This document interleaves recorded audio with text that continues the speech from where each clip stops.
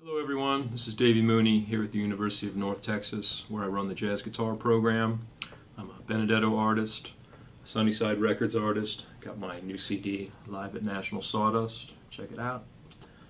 Got a improvisation book from Mel Bay called Personalizing Jazz Vocabulary. And I'm really happy to be collaborating with JS Guitar today to get these videos out into the world. Please check them out and subscribe. And today I want to talk about diminished chords, diminished harmony, and how I think about that topic and sort of my journey to understand, try to understand the complexities of diminished chords and diminished relationships. So I remember back in the mid-90s when I was studying at the New Orleans Center for Creative Arts. I was just a teenager, and I was studying with Clyde Kerr Jr., the late great Mr. Kerr, and also studying guitar with Hank Mackey. And I remember one day, I'd probably seen diminished chords in sheet music, looking at old songs and things like that. But I remember Mr. Kerr saying, like, yeah, play the half-whole diminished scale. And let's say we were on a C7 chord. He was saying, like, C half-whole diminished to get you from C7 to F, F major or F minor. And I remember hearing, this really interesting, kind of exotic sounding, beautiful scale that gave me some alterations, or I could hear them playing some alterations.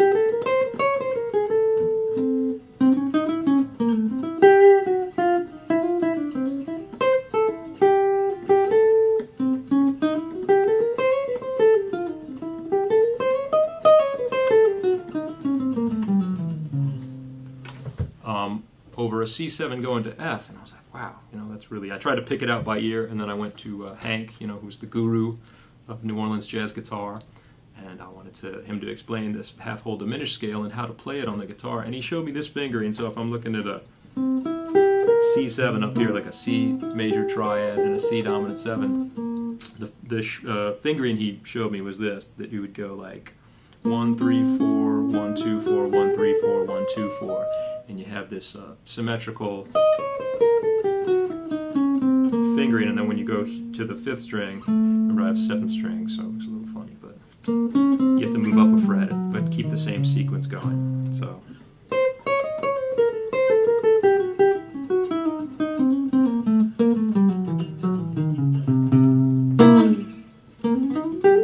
It's kind of fun because you can, 3 notes on a string, you can do a little legato thing. But that scale is an 8-note scale, 8-note symmetrical scale, and that it's just a series of half steps and whole steps, one after the other, starting on C. If you go C, D flat, half step, whole step, half step, whole step, half step, whole step, half step, whole step. 8 notes. I've heard it called octatonic before, 8 tonic tones. And I remember at New York University, I was taking a class when I was getting my PhD. I was taking a class in the music of Ravel and Debussy, and I remember there was a classical composer in the class. He kept talking about octi. He's like, he's using octi here. I was like, what is he talking about? And I realized that was his pet name for the octatonic scale. I thought that was really cute. So you can call it octi as well. And what that gives you over a C7 is really an interesting collection of pitches. So within that scale, you do have a C7 arpeggio. It's good old C, E, G, B flat. You also have D flat, flat 9, sharp 9. Right there, that sounds cool. You also have sharp 11.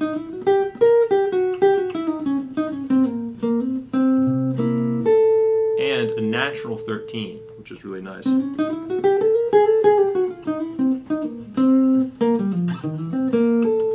Have that combination of flat 9, sharp 9, and also natural 13. And that's what gives it its particular flavor to me, is that combination of natural 13 and flat 9, like this voicing, this sound, which you can hear a lot in, like I associate it with Don Grolnick, great tunes, great composer and pianist. Flat 9, 13. Another way to think about it too is like you have an A major triad over C, C7. Because the A major triad gives you E, in this inversion, E, A, C sharp, major 3rd from C, natural 13, flat 9. And it's a really cool sound.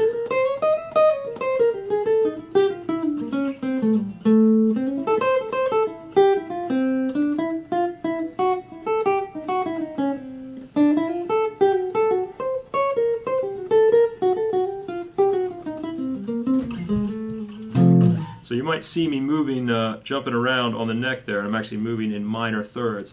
And another interesting property of both the half-whole diminished scale and diminished chords in general is there's actually only 3 diminished seventh chords in our system of Western harmony. So again, if you look at, think about C7, and I'm going to go down to this part of the neck because it's kind of easier to see here. If I play a D-flat diminished 7 chord, so I got C7, right, and I'm thinking the C half-whole diminished scale. Nestled in that scale, with a lot of other things, is a D-flat diminished 7 chord, an E diminished 7 chord, a G diminished 7 chord, and a B-flat diminished 7 chord. Actually, one way to think about that scale is if you take a D-flat diminished 7, a D-flat diminished 7 arpeggio, and use all the notes a half step below that, that also gives you that scale.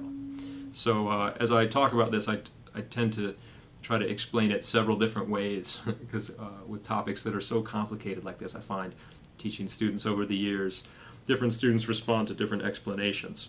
So a D-flat diminished 7, E diminished 7, the reason that's true is that there's only 3 diminished 7th chords. Is because the D-flat diminished 7 is made up of D-flat, E, G, and B-flat. It's all minor thirds, and that divides the 12-note octave evenly. So D-flat, D-flat, E, G, B-flat. If you go up a minor third from there, you have E, G, B-flat, D-flat. Go up another minor third, you got G, B-flat, D-flat, E, and a final minor third, you got B-flat, D-flat, E, G. It's all the same pitches, just in different inversions. So if you're thinking about how many diminished 7 chords there are, there's those 3, because once I get up here, it's a repetition of what I've done a minor third below. So let's see. So some interesting things, you can move diminished patterns and diminished licks in minor thirds. And I remember Hank showing me, you know, Joe Pass would often go, play it real fast. And I always found with that one, I don't use it that much because I can't, you know, pull it off and not get a real like tucka tucka tucka articulation. So I kind of got rid of that one. Another pattern that's pretty common is that's something you hear John Coltrane play on Moment's Notice, like on in B flat. I guess in the key of E flat, but over a B flat 7 chord over the pedal point in that song. And he goes real fast. Can't play it that fast, but the idea is, so if we're back in C7, it's kind of cool. It's like the sharp 9, flat 9, natural 13, fifth.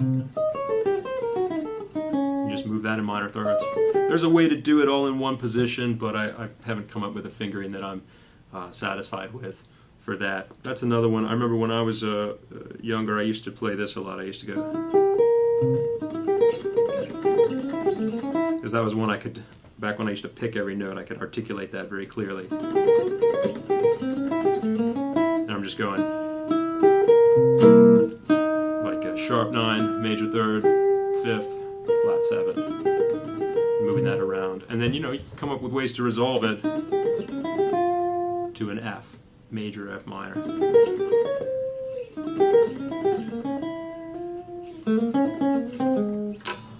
So that's one way to think about diminished chords and diminished harmony.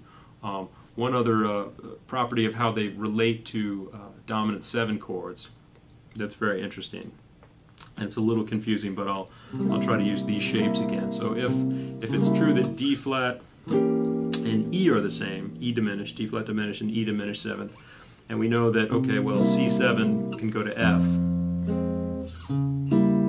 because here's my C7, C half whole diminished F. So if this is the same notes, the E diminished actually is related to an E flat 7, and that can resolve to A flat. And so this whole family of diminished, moving up in or down anywhere in minor thirds, there's also a corresponding set of dominant 7 chords in minor thirds that go along with that. So along with D flat diminished, E diminished, G diminished, and B flat diminished, you got C7, E flat 7, G flat 7, and A7 with all the 1 chords that they would resolve to. So in a nutshell, D flat diminished can resolve not only to F, but it can also resolve to A flat. It can resolve to B, and it can resolve to D.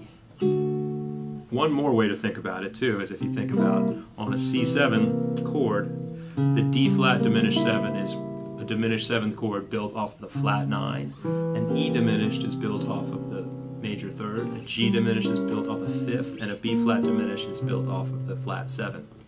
So if you have an E flat 7 chord, G diminished off the 3rd, E diminished off the flat 9, B flat diminished off the flat 7, I'm sorry, off the 5th, and D flat diminished off the flat 7.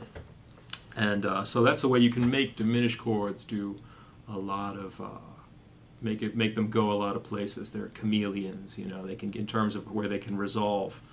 And so they can resolve to at least, you know, for each diminished chord can resolve to 4 different key centers. And you can make them do other things too, but I don't want this video to be too long. So another thought about diminished chords is like where, you know, the half-whole diminished scale is one thing. It kind of feels like something maybe synthetic that we dreamed up, and maybe all this harmony is something we dreamed up and cooked up in a laboratory in the 18th century or something. But as these chords, diminished chords, appear in actual tunes in jazz, you encounter them a lot. And what I always found was, when I was younger, the diminished chord was such a pain in the neck when it came up in the tune, because all my language, you know, I'd be playing my bop stuff, and then a diminished chord would show up, and I didn't know what to do, and I felt like I had to break the flow of what I was doing, and either just arpeggiate the diminished chords or play something that was very, sounded like insert diminished pattern.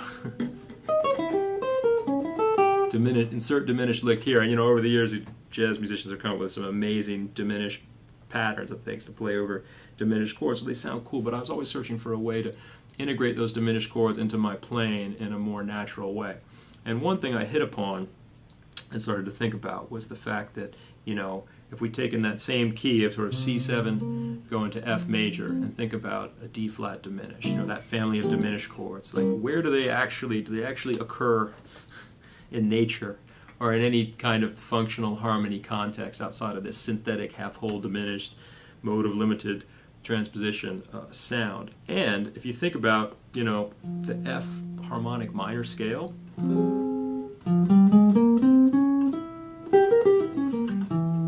so with that leading tone,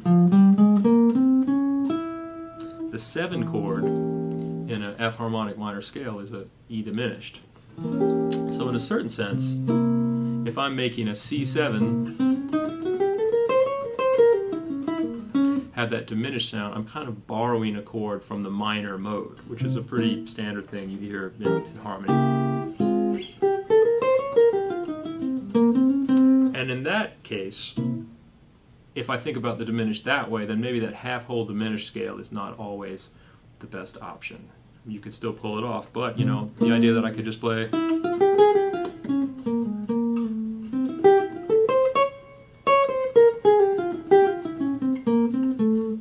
an F harmonic minor scale over that C7 flat 9. And that comes up a lot when you see standard tunes and you see the flat 3 diminished, which is a very common chord that you see. Particularly, I think a really good example of that is Tom Jobim's tunes. You know, you have like Corcovado. Like the first few chords of that, you have like A minor, 6, A flat diminished, G minor, and a 2/5 to F, kind of in the key of F there. And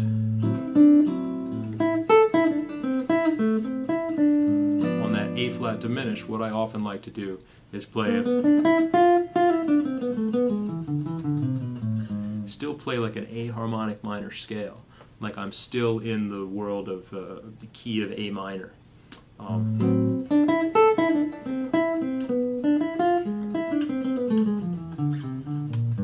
then get to G minor from there. And I feel like it sounds a little more tonal I don't know, it just seems like it fits a little better. He does that, and Joe Beam does that in a lot of tunes, like How Insensitive. That's like his favorite progression.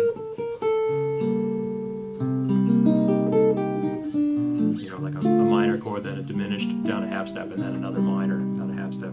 And in that case too, I'm thinking like D and How Insensitive, I'm thinking D minor.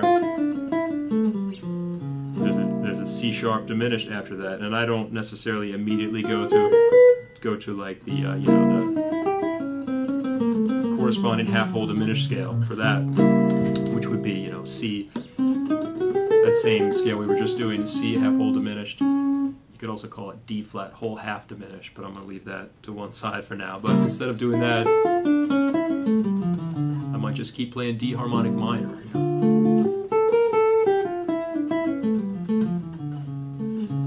Because that sound is in there too. The diminished 7 arpeggio is in there. What's the other one? Retrato in branco e preto, or Zingaro. Same progression, just in a different key. And you heard a lot of standards too, like Bye Bye Blackbird kind of has that. Maybe not in the Miles Davis changes, but the idea that you have like all my cares and woes, here I go singing, bye bye Blackbird, like A minor. Or really like in the key of F, it's really an F over A, going to A flat diminished, G minor, so I could go.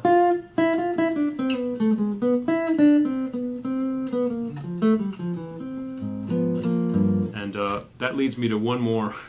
I know I could talk about this stuff forever, I don't want this video to be too long, but another progression that you get a lot in jazz tunes is, it's actually almost the same harmony. So I was talking about flat 3 diminished right there, right? The key of F.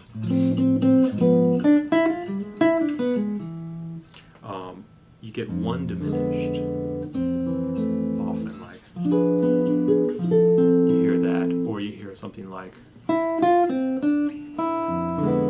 Remember You, sidetrack.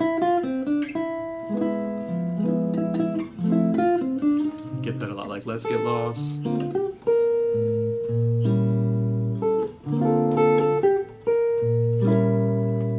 Of a 1 chord, then a 1 diminished, going back to a 1, and it's kind of interesting, right? And the way I think about that is, so if I have an F major going to an F diminished, going back to an F major, I kind of think that it's 1, and that F diminished is 5 of 3 in the key of F, if that makes sense. So if you can see it here, I got F major 7, F diminished, like we were talking about before, it's related to an E7, which is 5 of A minor.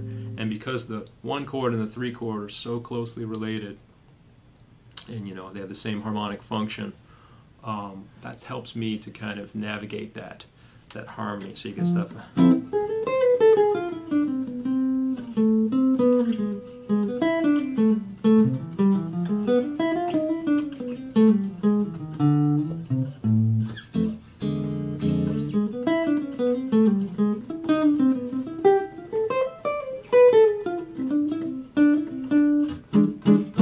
Playing like, you know, F major stuff, and then really playing like A harmonic minor. Back to F.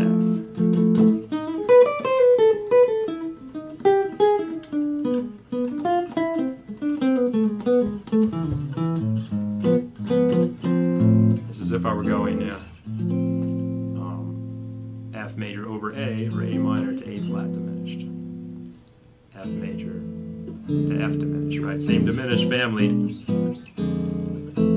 So that's a lot of different stuff about diminished chords. I didn't even talk about, I'll leave you with one thing, kind of a teaser, on another Joe Beam tune on Wave. Think about the D major to B flat diminished to A minor. On that chord, I actually play, I think that the D harmonic major scale, which is very closely related to, it's almost the same as B harmonic minor, which is what we've been talking about. If you have a B flat diminished heading towards G, you know, flat 3, which is what happens in Wave. But because you start on a D, I think,